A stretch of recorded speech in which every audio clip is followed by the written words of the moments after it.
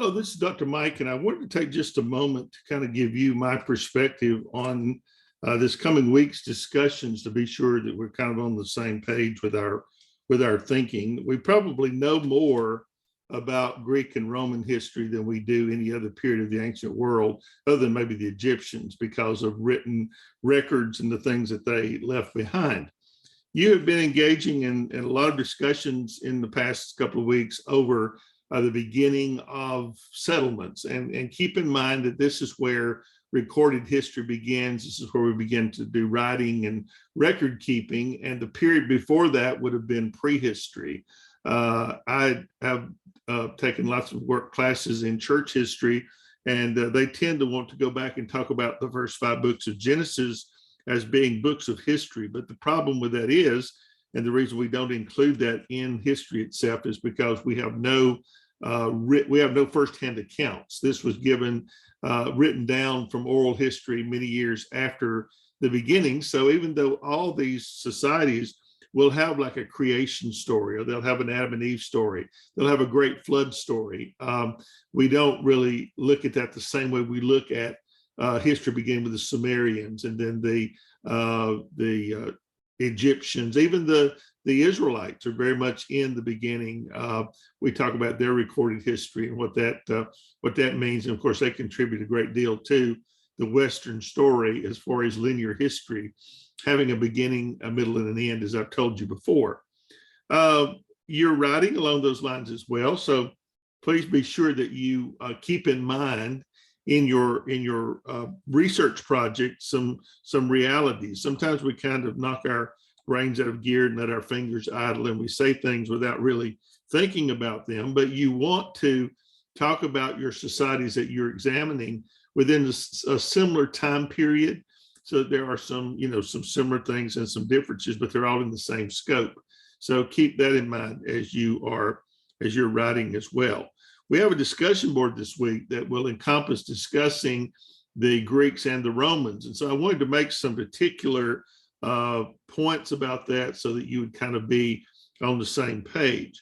We're talking about economic development in this period, and it's going to reach a very high level during Greek and Roman eras. And so in the ancient world, Greece and Rome are probably the epitome in Western history of accomplishment and getting things done. One thing we know is that Greece was the first, or Athens, Greece. There are many city-states in Greece. Sparta was not the case. Sparta was an armed camp. It was a dictatorship.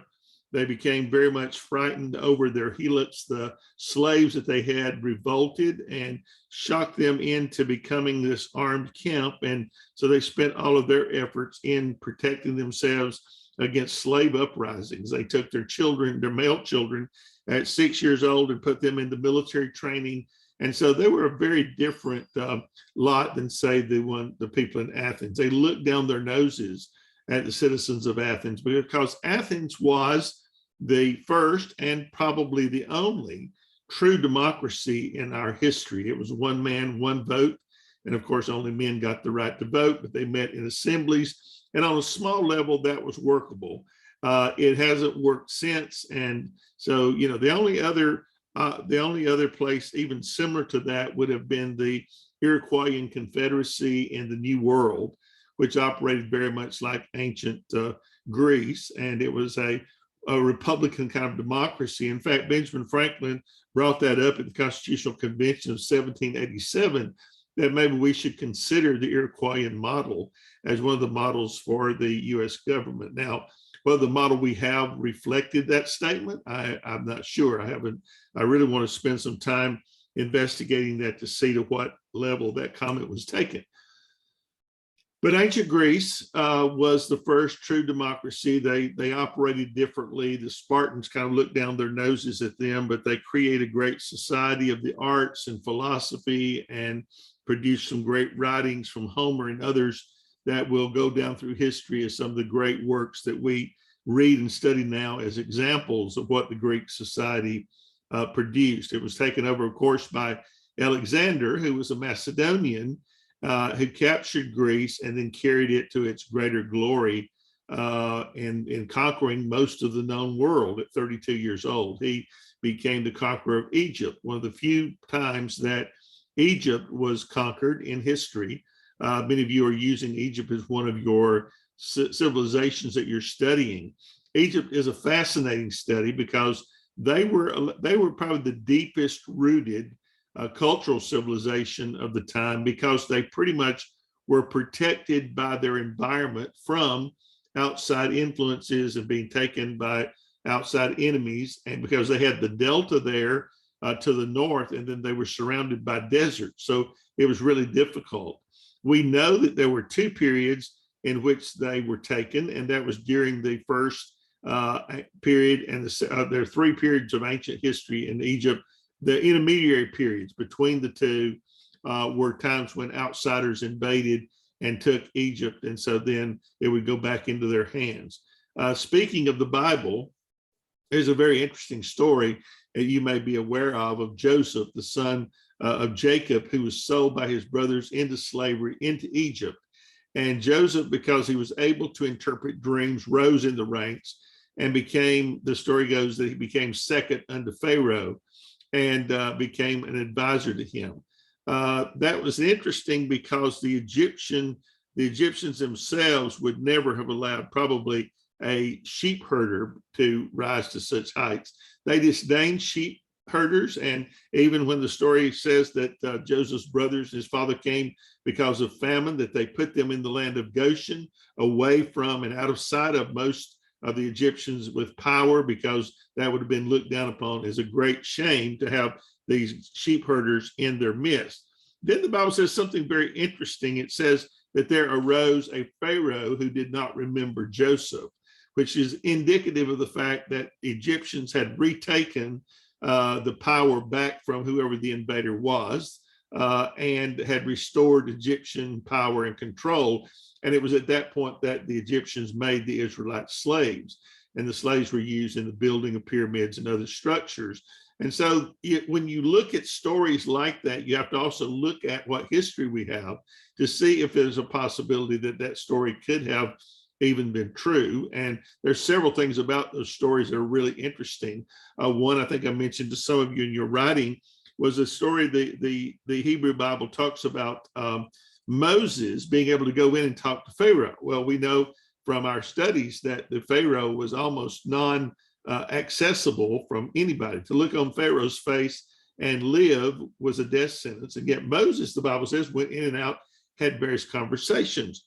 The Hebrew story says that Moses, when he was born, because of the numbers of the Israelis that were growing, how quickly that they were to kill all male children.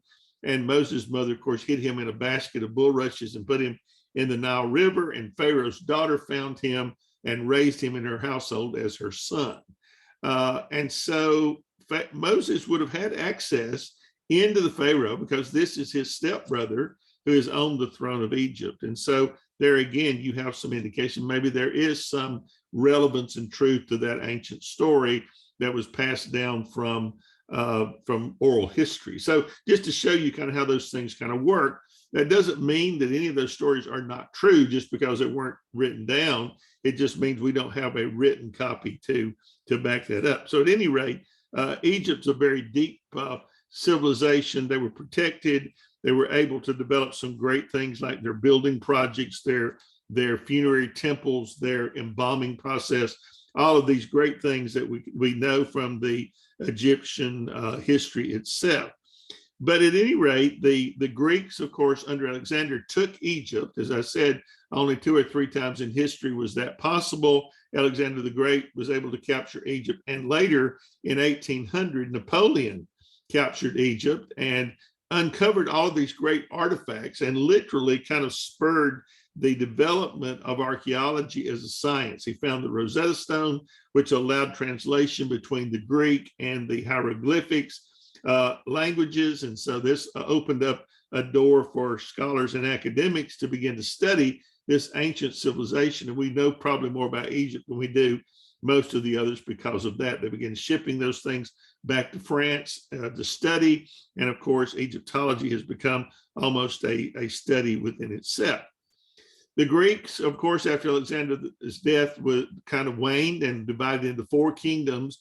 And then the Romans literally came out of nowhere and captured the Italian peninsula. And there were a bunch of farmers, basically, and became the Roman Empire. They imported Greek slaves who could teach people to read and to do art and philosophy and all these things, which greatly heightened the Roman civilization. Now, be very careful when you're thinking about Rome this week that you understand that Rome is in two different parts, and you want to be sure that you're talking about the correct part of Rome. The first Rome up into Julius Caesar was a republic. The second part after Caesar was a dictatorship, and there were very different Romes. If you've ever watched the movie Gladiator, which is, by the way, my favorite movie, the scene with Marcus Aurelius, where he's talking to the general about becoming the Caesar in his place. He talks about Rome that used to be.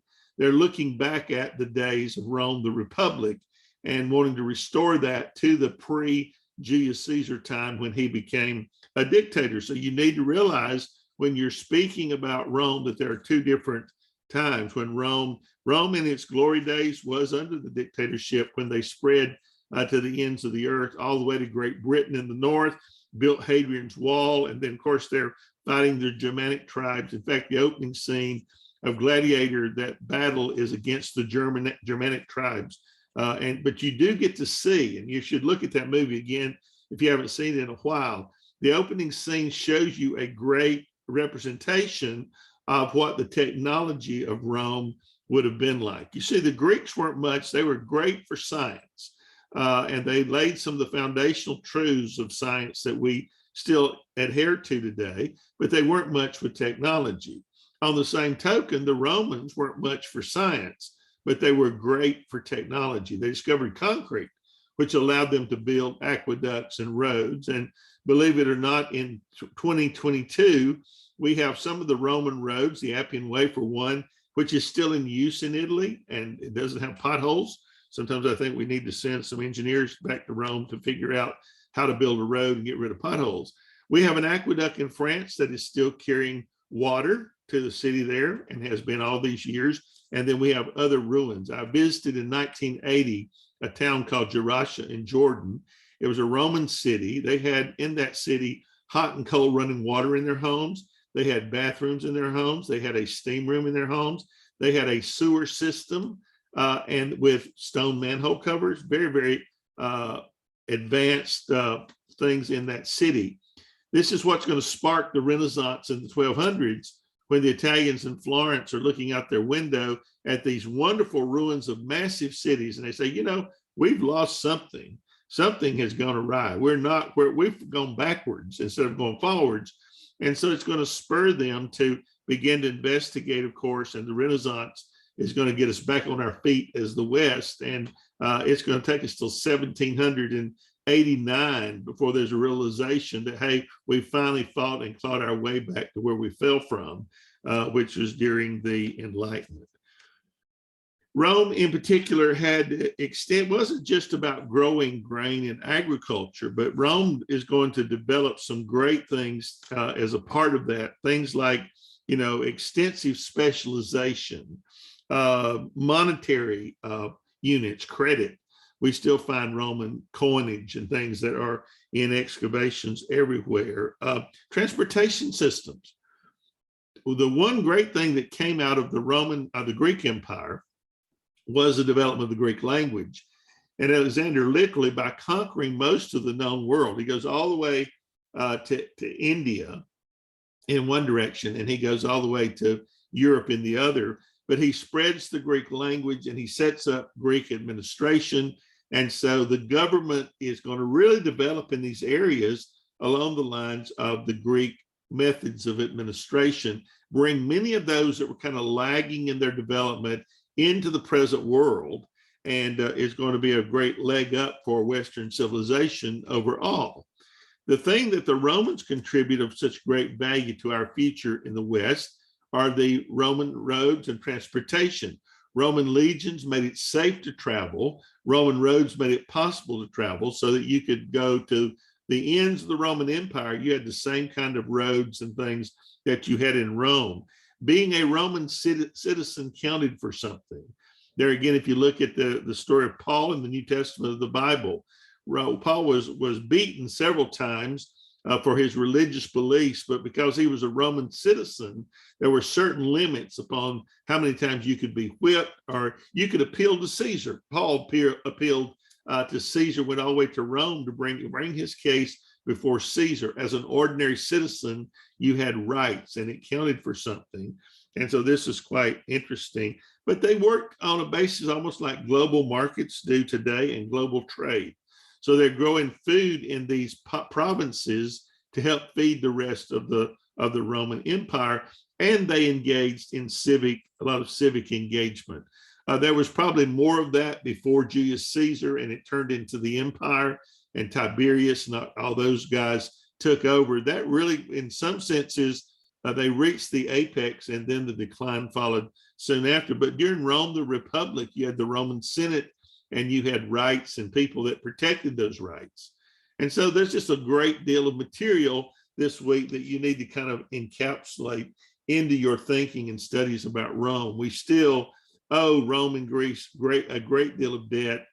In fact, the founding fathers, when they set up the Constitution, looked back and studied these civilizations very closely to see what it meant for people to have rights and to have a contract, a social contract with those who governed them, and to be able to depose and have a system that worked very well. So I hope our time today has been helpful, and you get something from this.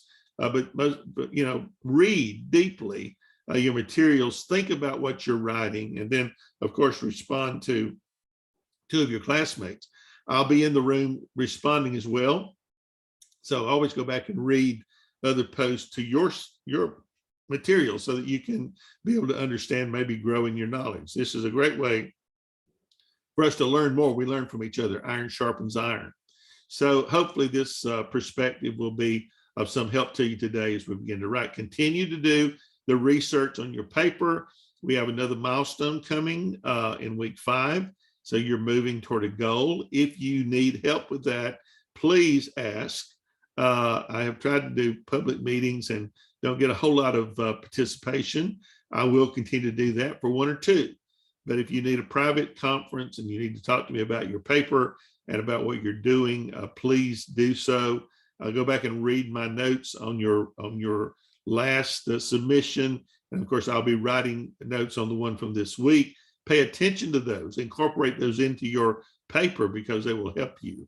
And then I have sent you my presentation on Turabian. I know that's not familiar to many of you unless you are a history major. Those are the tools of the trade for historians. But be sure you pay attention to those and follow those guidelines. If you want to be a plumber, you have to learn to use the plumber's tools. If you want to write history, you have to learn to write using the history tools. And I also sent you a slide presentation that I shared in our last meeting about the introduction and the thesis, and hopefully that has been some help to you. I do want to hear from you. I expect you to communicate. This is not a place and not a time where you should hide from the teacher. I'm very much involved in what you're doing. I want you to become better writers. I want you to become better historians, and that is very true with so many history majors in this crowd. You're learning a trade, basically. How do historians do? How do they see the world? How do they write? How do they communicate? What are the standards we have on our writing and our research? And let me warn you again that you will not do well on this paper if you don't put in the time to do the research. Research is not you writing off the top of your head what you think it should be or like for it to be. You have sources that document how it was. And when you make statements that are not widely known, you need to have support of scholars. They are your expert testimony in this case. And so let me encourage you to do that. Thank you for your time, and I look forward to hearing from you soon. Thanks.